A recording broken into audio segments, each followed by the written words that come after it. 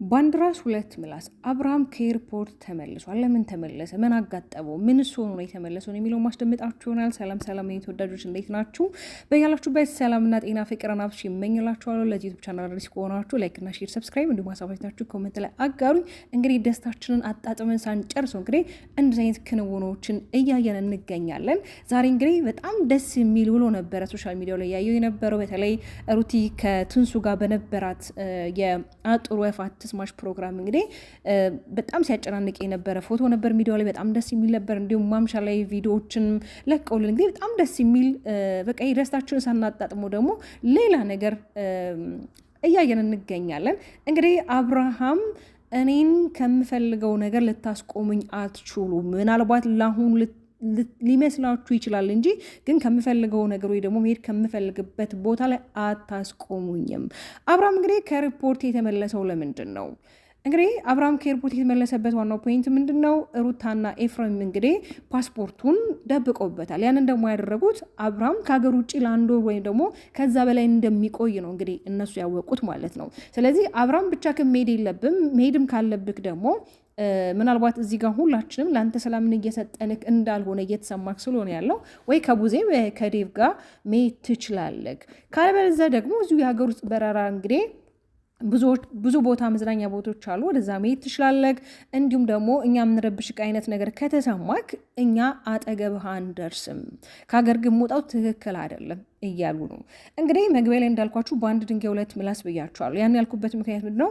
አብርሃም እኔ ነኝ ትኬቱን የቆረኩት፣ በጣም ብዙ ወጪ ነው ያወጣሁት፣ እንዴት ሰዓቴን ታሳልፉብኛላችሁ? እንዴት እንደዚህ አይነት ነገር ታደርጋላችሁ? እያለ እንግዲህ እሳት ጎርሶ እሳት ለብሶ ነበር ሲናገር የነበረው። ቀጠላለና ደግሞ ምንድን ነው ያለው? ይህንን ትኬት የቆረጡለት የዩቱብ ላይ የሚያውቁት ተመልካቾቹ እንደሆኑ ማረፍ እንዳለበት፣ አሁን ላይ ካለበት ይሄ ጭቅጭቅና ንዝንዝ ወጥቶ ከራሱ ጋር ኢንጆይ ማድረግ እንዳለበት፣ ጊዜ ማሳለፍ እንዳለበት ስለዚህ እነሱ አስበውለትና ተጨንቀውለት የበረራ ትኬት እንግዲህ ስፖንሰር እንዳደረጉት እዛ ሄዶ ከተመቸው ይቆያ፣ ካልተመቸው ደግሞ እንደማይቆይ ነው አብርሃም እየተናገረ ያለው። ግን እዚህ ጋር የምታያቸው ሁሉም እንግዲህ ለአንተ በመጨነቅና ለአንተ በማሰብ ነው ይሄን ነገር ያደረጉት። ሄርሜላን በዚህ ሀሳብ እየተስማማች ነበረ። የፓስፖርት እና ትኬትክን መደበቃቸው በጣም አሪፍ ነው። እንዴት ነው ብቻህን ልትሄድ ያሰብከው? የማታውቅበት ሀገር እንኳን አይደለም ከሀገር ውጭ ቅርና ከሀገር እንኳን እዚህ ኢትዮጵያ ውስጥ ስትቀየር እንኳን በጣም ይደብራልና እንዴት ነው የማታውቀው ማህበረሰብ ጋር የማታውቀው አየር የማታውቀው ብዙ ነገር ጋር እንዴት ነው ዝም ብለህ የምትሄደው ብቻህን? አንተ እኮ ብቻህን መኖር የምትወድ አይነት ሰው አይደለም እያልሽ እንግዲህ ሄርሜላ ስታሽቃብጥ ነበረ። በነገራችን ላይ መሄድ አለመሄዱን ፈጣሪ እየወቀው። ያው እኛ እዚህ ጋር የሚለቀቁልን ቪዲዮዎች ነው የምናየው እንጂ እውነታውን እነሱ ናቸው የሚያውቁት አይደለም። ግን ያው ዛሬ ሁላችንም ደስታ በደስታ ነበርን። ሩታና ትንሱ የበለቀቁልን ቪዲዮ በነገራችን ላይ ምናልባት ይሄ አሁን ላይ እነሱ እየቀረጹ የሚለቁልን ቪዲዮ ምናልባት የአሁን ላይ ሆን ይችላል፣ አላውቅም። ለምን አንዳንድ ጊዜ ያው ከሚለቀቁት ቪዲዮዎች አንጻር የሆነ ግራ ትጋባላችሁ አይደለም። ለማንኛውም ግን አብርሃም አሁን ላይ መሸሽን ምርጫ ያረክበት ምክንያት እኛ ምንም እየገባን አይደለም። እንዲሁም ደግሞ ብዙዎቻችን እንዲመለስ ለምንፈልገው ጥያቄ አለ። የትኛው የቤተ እምነት ሄደክ እንደ ዳንክ በሽታክ ምን እንደሆን ሁላችን ማወቅ እንፈልጋለን። ለምን እዚህ ጋር አንደኛ ሩታ ስሟ ጠፍቷል፣ ስሟ መጥራት አለበት። ሁለተኛ ደግሞ ከዚህ በፊት እንግዲህ በእምነት የተነሳ በመስቀል የተነሳ ብዙ ነገር ተብሏል። ያ ነገር ደግሞ መልስ አብርሃም ወተክ እንድሰጥ እንፈልጋለን። ገባችሁ አይደለም? ምናልባት አሁን ላይ አንተ ነገሮቹ ተደባብሶ ያለፉ ሊመስልክ ይችላል። ግን የሆነ ሰዓት ላይ ግን እመነኝ ይሄ ነገር እውነት መውጣቱ አይቀርም ማለት ነው። አሁን እናውቃለን። አሁን ላይ እናንተ እየሰራችሁ ያላችሁት ነገር ማስተማሪና ጥቅም ያለው ነገር እንዳልሆነ ግልጽ ነው። ግን ደግሞ እውነት ለመናገር ሩታ በጣም በረከት ናት። ለዚህ ለሶሻል ሚዲያ በጣም በረከት የሆነች ልጅ ናት። ብዙዎች እንግዲህ በእሷ ዙር በጣም ብዙ የምንሰራ ልጆች እንዳለን ሆነን ደግሞ ብዙ ደግሞ ቡታጅራ ላይ እንግዲህ ሩቲ ለእነሱ በረከት የሆነች ልጅ ናት። እውነት ለመናገር በዚህ አጋጣሚ ደግሞ ለምን አለማመስገን አይቻልም? ለምን ዋኗ መሰረቷ እሷ ስለሆነች ማለት ነው። እና አብርሃም በነገራችን ላይ ነገሮችን ከመሸሽ ነገሮች ተጋፍጠ እውነታውን እንዲታወቅ ማድረግ አለብክ እንጂ ምናልባት እዚህ ሶሻል ሚዲያ ላይ የተነሱት ሀሳቦች በመተቱም በመስቀልም የተነሳውን ሀሳብ ምናልባት ለመሸፋፈን ከሆነ ይህንን መራቅን ይሄ ጉዞ ምናምን ነገር የምትለው ይሄ አያዋጣክም። በነገራችን ላይ እውነትን መሸሽ አይቻልም። የእውነት ነው የምላችሁ፣ እውነትን መሸሽ አይቻልም። እውነት ከእውነትነት መንገዷ መቼም የሆነ በቃ አትሸሽም። የሆነ ቀን እውነታው መታወቁ አይቀርም። ስለዚህ አሁን ላይ ያረክ ያለው ነገር ያው ዛሬ ኤርፖርት ተገኝተሃል። ኤርፖርት እንግዲህ ትላንትና በጣም ሳትረፈደብኝ ሲል ነበረ። ዛሬም የበረራ ሰዓት እንዳለፈበት ነው። አላቅም እኔ በምን አይነት ሰዓት ውስጥ እንደምቀርጽ አላቅም። መቼም አንድ ሰው የበረራ ታይሙ እንግዲህ ከ2 ሰዓት በፊት ነው ቀድሞ ኤርፖርት የሚገኘውና ትላንትና እንኳን ረዥም ሰዓት ነበር እንግዲህ ከ30 ደቂቃ በላይ ቪዲዮ ነበረ ስናይ የነበረው። ዛሬም እንደዛና የሆነ ግራ የሚያጋቡ ነገሮችን እየተመለከትን ያለ ነው። ስለዚህ አሁን ላይ እንግዲህ አብርሃም እርግጠኛ ነኝ በረራውን የምታስቋርጠው ይመስለኛል። የእውነት ግን እኔ ትላንትም እንዳልኳችሁ ይሄ በዙሪያ ካሁን ላይ ያለውን ነገር ሁሉ ነገር ሁካታተክ ልጅክና ሚስትህን መርጠክ ሰላምክን መርጠህ ብትኖር እንደኔ የተሻለ ነው።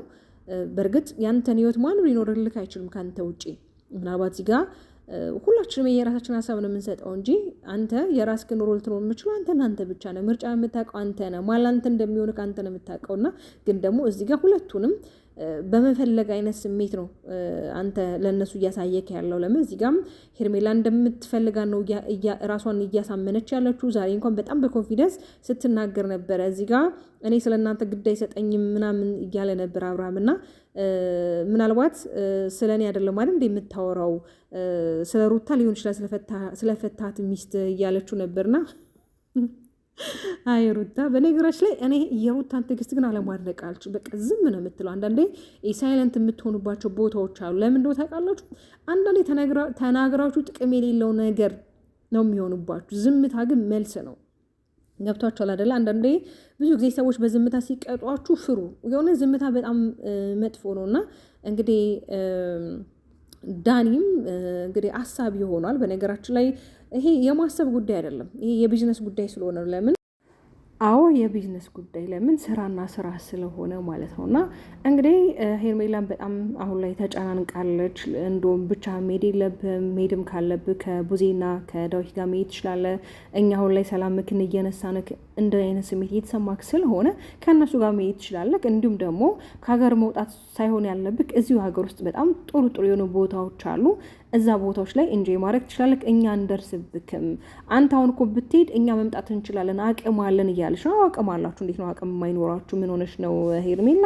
አቅምማ እንዳላችሁ እናውቃለን። በነገራችን ላይ በወሬ ሲወራ ሁሉ ነገር ቀላል ነው። ትራቭል ማድረግም ቀላል ነው። አለኝ ማለትም ቀላል ነው። ብዙ ነገሮች እንደዚህ በወሬ ደረጃ ሲሆኑ በጣም ቀላል ናቸው፣ ግን መሬት ላይ ሲወርዱ ነው ነገሮች የሚከብዱት። እና አንቺን በዚህ ያህል ተስፋ ያለ መቁረጥሽ ምክንያት ያው አብርሃም ይፈልገኛል የሚል ነው። ሩታ እንኳን በነገራችን ላይ የልጁ እናት ናት። በነገራችን ላይ ተጣልተው መቼም ሊጣሉ አይችሉም። ቢጣሉ እንኳን ልጃቸው በመካከል ያገናኛቸዋል። እና በነገራችን ላይ አሁን ላይ ይመስለኛል አብርሃም ከሁለቱም ጋር መሆን አይፈልግም። ከሩታ ጋርም ከሄርሜላ ጋር መሆን አይፈልግም። ግን ደግሞ ሁለቱንም ማጣት አይፈልግም። በጣም ብልጥ ነው አይደል አብርሃም? በጣም እኮ የሚገርም ልጅ ነው። ባይገርም ነው ድንቅ ምን ስራና ስራ አይደለ? ለማንኛውም የኔ ምርጥ ተወዳጅ ቤተሰቦች እናንተ የምትሰማችሁ ሀሳብና አስተያየታችሁን ኮሜንት ላይ አስቀምጡልኝ። አብርሃም የእውነት ከሀገር ውጭ ሊወጣ ነው ወይስ ደግሞ እዛው አዲስ አበባ ሆኖ ለማስመሰል ኤርፖርት ሄዶ ነው ማለት ይሆናል አይደለ? አንዳንዴ ነገሮችን ስታያቸው የሆነ እውነት አይመስሉም። የሆነ ማለት ግራ ያጋባሉ። ከሚናገራቸው ቃላቶች፣ ከሚሰነዝራቸው ሀሳቦች ይሄ ነገር እውነት አይደለም እንድትሉ ታስባላችሁ። ለማንኛውም ላይክ እና ሼር፣ ሰብስክራይብ እንዲሁም አሳውታችሁ ኮሜንት ላይ አስቀምጡልኝ። ወዳችኋለሁ። ባባይ